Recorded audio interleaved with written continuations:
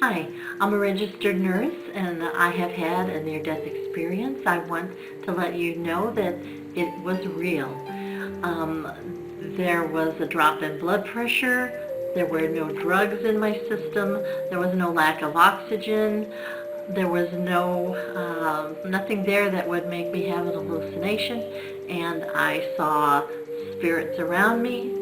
Terrible, terrible pain disappeared and it felt wonderful. And then there was another dimension that I saw, and the light was there. And that's what I want to tell everybody, no matter what happens to you, and you see the light, you look for that light and go with that, and everything will be fine. It wasn't my time to go, so I'm here now. Lying on the operating table in the hospital, that got me there, and this was my favorite mistake because I learned a lot. It's how I was leading my life, how I was working, how I was doing everything in my life, thinking that I need to do this, I need to do that, I need to keep on pushing, I need to postpone my health, I need to postpone my personal life, I need to work more, I need to put more hours, and all of these things, and we always do this, and we always say, we don't have time, we're not gonna be young again, we cannot do this and do that. And I did all of these mistakes. And I guess this was my favorite mistake because it got me where I am today. So you mentioned being on the operating room table. So was there a health-related wake-up call or what? It was, yeah. What happened?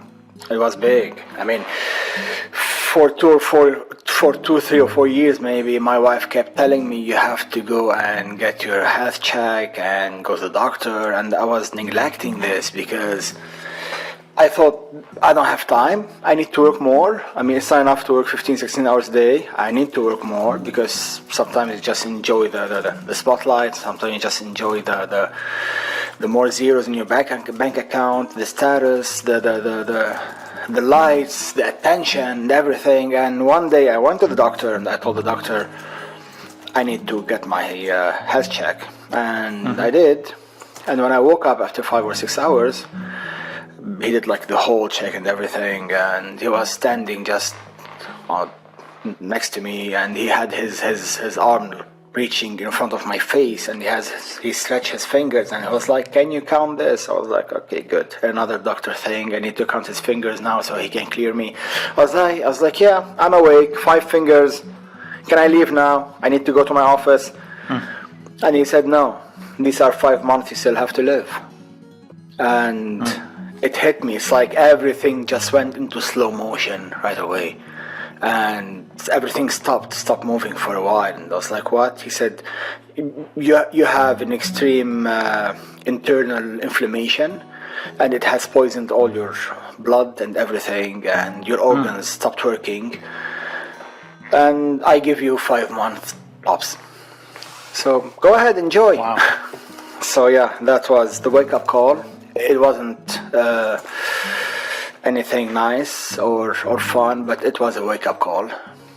And wow. Yeah, I took the he gave me actually he gave me 2 options: either live for 5 months max or take the surgery. And the surgery, it has 50-50 chance, and you might wake up, you might not wake up. Nobody knows what will happen. You're just gonna sign this waiver, and that's it. What was the root of that inflammation? I guess this is a condition. I'm not a doctor. This isn't something I've run across. Like what would they operate on? So it was years and years of me neglecting my health. It was years of stress, unhealthy eating, bad habits, everything that you can say, and it was just piling up, and I couldn't see the symptoms. My wife could see them because I was getting pale from time to time. I was fainting and everything. I was getting huge. I reached somewhere around the 400 pound in weight. So and it was neglecting myself, I guess. A lot of stress. I used to work close to 17, 18 hours a day, 7 days a week. I used to travel a lot. I used to live out of suitcase on an airplane. And the food wasn't healthy at all. So it was always snacking, eating unhealthy food and everything, just because I needed to focus on my career, because I had a very successful career. So then, I mean, you know, for those who are listening and not watching on YouTube, it's clear you've lost quite a lot of weight. You've probably lost at least half of that 400 I'm 175 now. Okay, wow. Yeah. And I was 400. And I did lose all of this. I dropped to 140 after the surgery in just 6 months. I stayed for over 8 months. I couldn't eat anything. I was just on an IV, and I couldn't eat anything. I couldn't have anything. And until today, I still have this condition. I can't eat most of the food because I have some missing enzymes and some missing organs. So I have to live with it. I can eat some vegetables and some soups. That's it. So I have to watch my kids eating pizzas and burgers, and I can't eat that. But it's fine. Well, you're a good parent to continue letting them do that. I mean, so with that, I mean, it probably snaps you into a, you know, kind of from one extreme to another, focusing on living, getting healthy. At what point did you, I mean, did you step away from work altogether? Did it take a while to think about what to do next professionally? Yeah, I mean, when this happened to me, it was that moment on the table before I closed my eye, and the doctor was counting 3, 2, 1, and you're supposed to sleep. And these 3, 2, 1 seconds, they felt like a whole year. And that moment, I felt afraid. It was fear. And I was afraid I couldn't open my eyes again. I was afraid I couldn't hug my kids. I couldn't see my wife. I couldn't hug my wife. I couldn't see everyone that matters really in my life. And I neglected them just because of I need to build a career. So before I closed my eyes, I said, if I'm gonna open them again, I will change everything. And I just looked up and said, God help me. And when I woke up, I called my partners. I had a company. I had my own company, my own team, my own. So I called my partners. I liquidated everything. I told them to give everything to charity, and I said I'm gonna start over from scratch, and I'm gonna do it right this time. I'm not gonna be one of, I don't know. So honestly, I went back home. It took me almost a year to figure out what I need to do. And I was afraid most of the time. I was just like a fish you took out of water, you know. I was out of my comfort zone. I thought a lot of times I want to go back to being a marketing consultant and go back to the Middle East, to Dubai, to all of these places, and work again for 18 hours because I liked it when people looked at me as a successful businessman. And look at me now. I'm just sitting in my sweatpants in my room and helpless, and I felt useless. And it took me a whole year to figure out that I need to do something else. And one day my wife entered the room and she said, do you know how you're driving on the highway and every time you see a car on the side you pull over to help? I was like, yeah. She said, okay, do you know how all your friends, they call you, they come to you for help and you help everyone, you just jump to help friends and family? I said, yeah. She said, do you know, I mean, have you ever thought of this? Maybe this is what you should do. I mean, you're a consultant, but maybe you shouldn't work with products. Maybe you should work with people. And it hit me. I was like, yeah. I mean, I love people. I love helping people. And I worked all over the world almost. I speak many languages. I dealt with many cultures. And I want to tell my story to everyone. I want them to know that I was lucky to come back to life, and I want to help everyone. I mean, it is a mistake what I did, but it got me where I am today. Right. So yeah. So when you think of marketing challenges, is the idea of professional balance or work-life integration, as some people call it, or health. Is that a tough sell, or have you been able to use your marketing experience to, find a way to reach people who might be in denial about a problem the way you were? Oh my God, I love this question. Yes, I'll tell you why. Because I have identified every marketing way I used to market the product, and I have scratched it, and I said I'm not gonna use it. Because I'm not marketing a product here. I'm working with human beings. So, and I was honest, and I'm always honest. I tell people there is no such a thing as work-life balance. It does not exist. You have to prioritize. You have to build your priority list, and you have to prioritize. And if you think you can have everything, you're mistaken. You cannot have everything. You're gonna end up compromising something, and it's about prioritizing. And so marketing has helped me a lot, and I know that some stuff I cannot use for human beings, like overselling or overpromising, because we're working with humans, we're working with people, and this is like amazing. It's a big responsibility. It's not like we're trying a product, doesn't work, we just put it on the shelf. So that's why I said it's an amazing question. I love it. Sure. Yeah. But there are some tactics that sure might be unethical, in some domains with people, because health and life is at stake.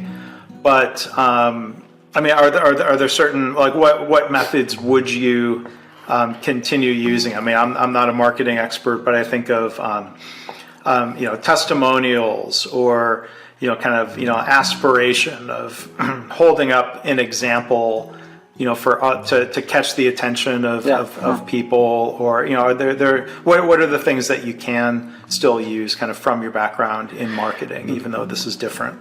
I think the fact that I have chosen my own niche, and it's whatever I was before. So I work a lot, like more than 90% of my clients are business people, executive and business people. And start with, because I relate, they relate to me, I relate to them, we connect, because I was a businessman and I did these mistakes, and I know that most of business people, they do these mistakes by neglecting themselves, their relation, and letting everything suffer, and putting their work, their career in front.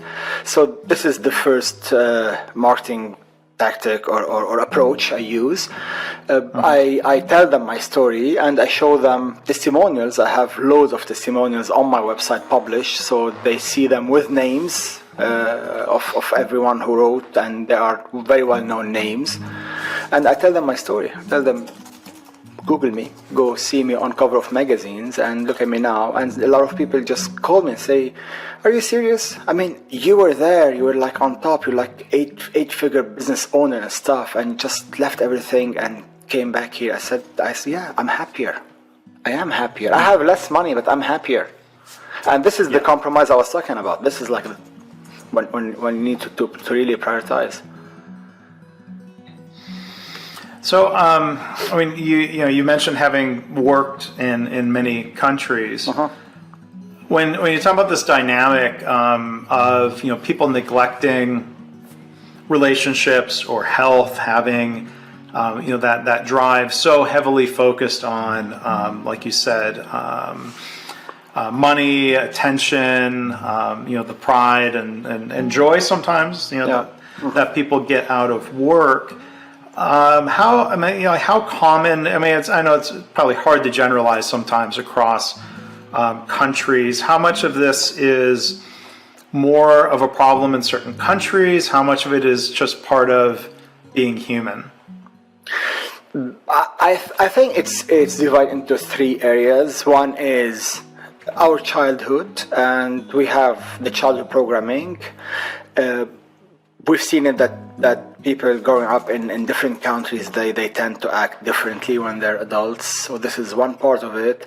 Another part is where you live, the society, the community where you live. And the third part is part of being a human, enjoying the attention, enjoying the success, and enjoying the power, and just compromising. And usually we do compromise ourselves because we do not blame ourselves. And we say it's okay, and it usually happens. I have seen honestly that in the Gulf region, which is like Dubai, Qatar, Saudi Arabia, the whole Middle East region where I worked a lot as well. I have seen that the work patterns is different, the expectations are different. No one is expected to work 40 hours a week. Everyone is expected to work 40 hours a day, maybe, if they could.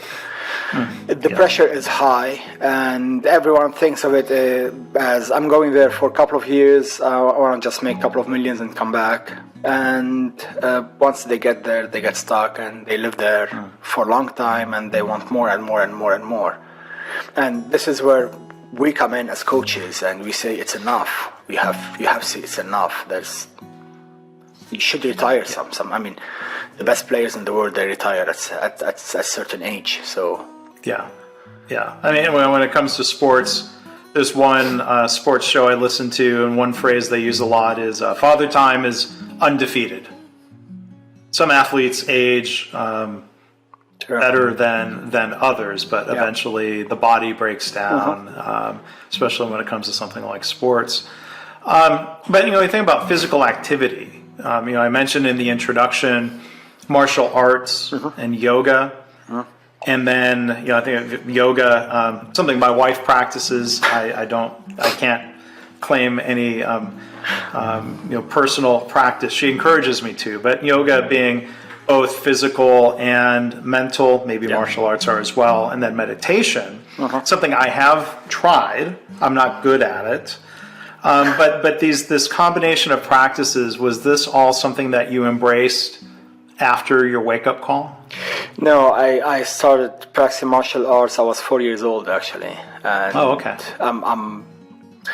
I have always practiced martial arts. I have competed in so many countries, and it's something I enjoy, and it comes from my childhood a little bit, where I was born and how were things happening. The yoga came in. My wife is a certified yoga instructor.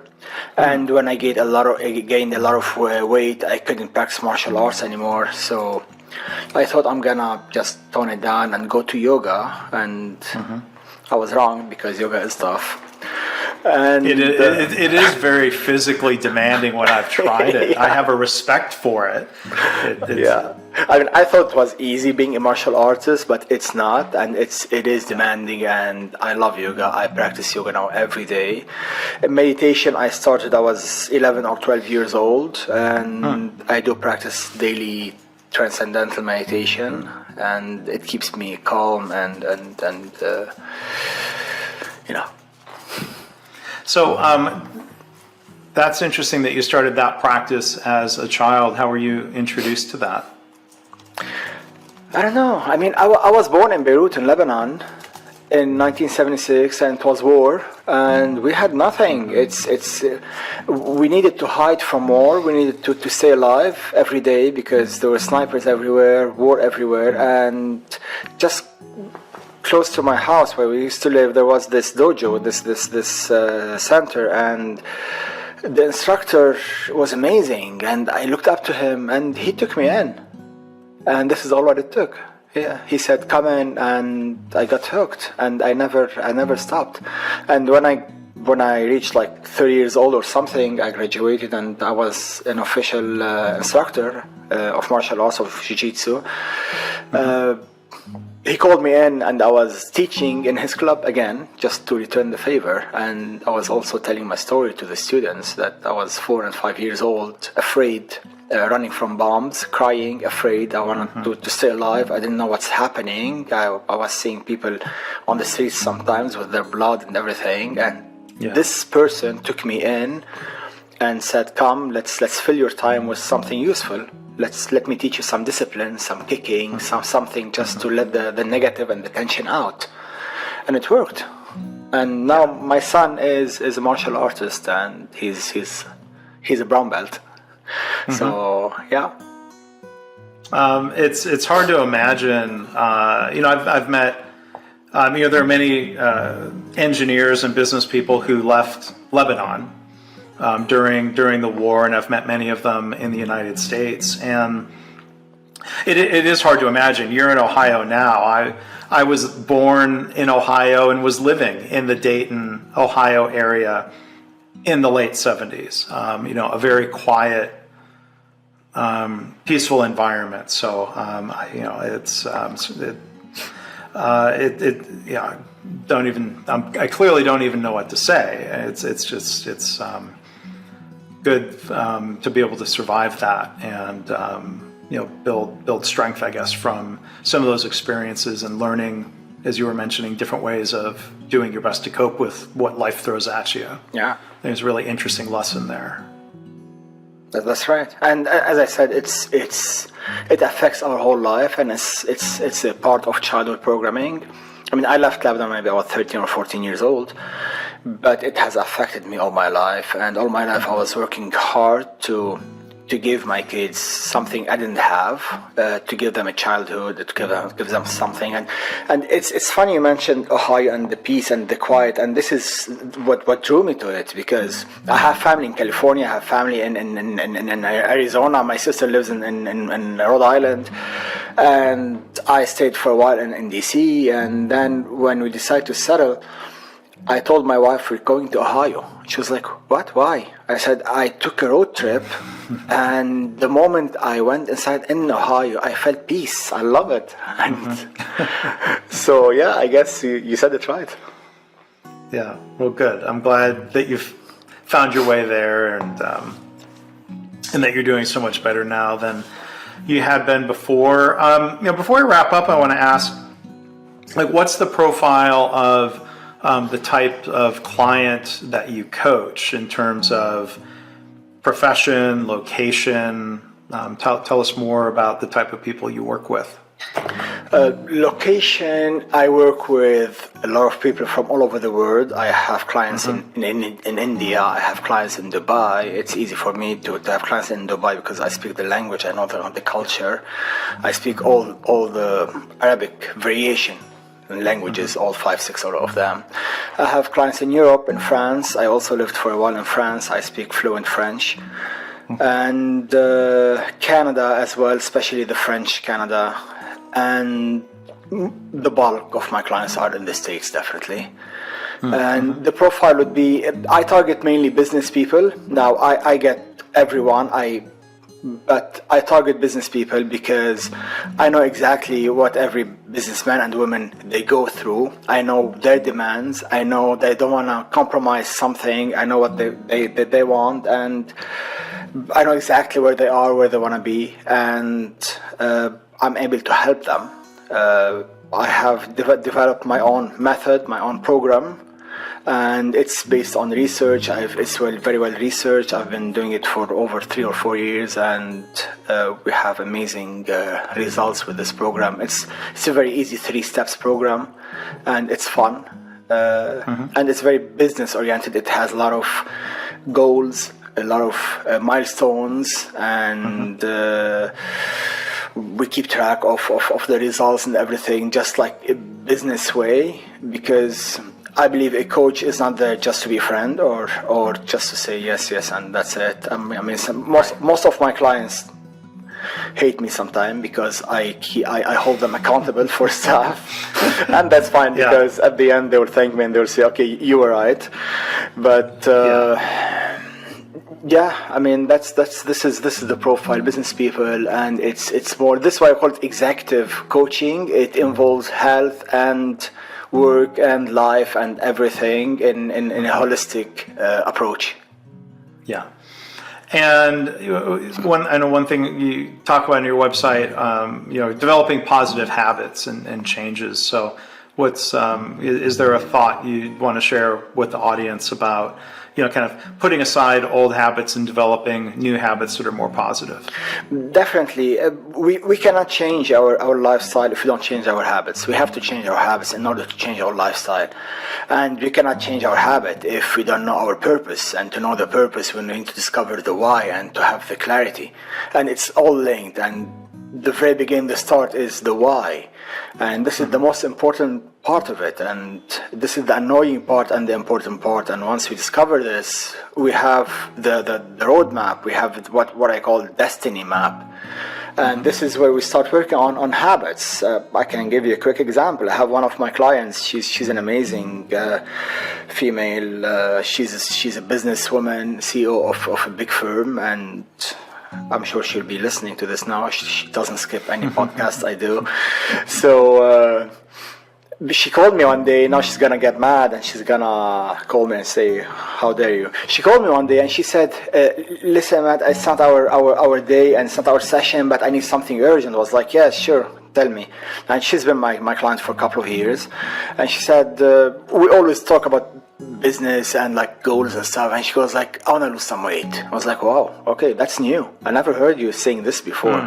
And this happened like maybe a couple of months after COVID started. So I said, "Okay, why?"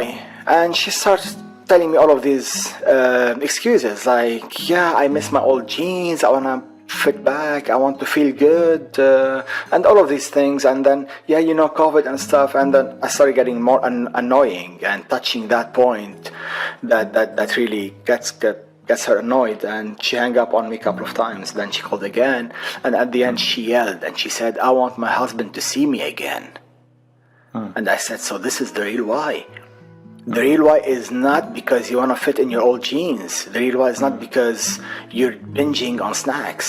The real why is because you want your husband to see you again. Because you've been home, your husband's been home for a couple of months now due to COVID, and the whole routine changed. And when the routine changes and when the everything changes, there are some disturbance. And this is what you're feeling. You're feeling like negative tension between both of you because you're not used to this. So we need to work on that. You need to pivot in a way because we need to work on that. You don't need a new nutrition or anything or a diet or whatever. So this is an example of how by tackling the real why, we get to the root and then we're able to change the habits. Otherwise, it's just temporary.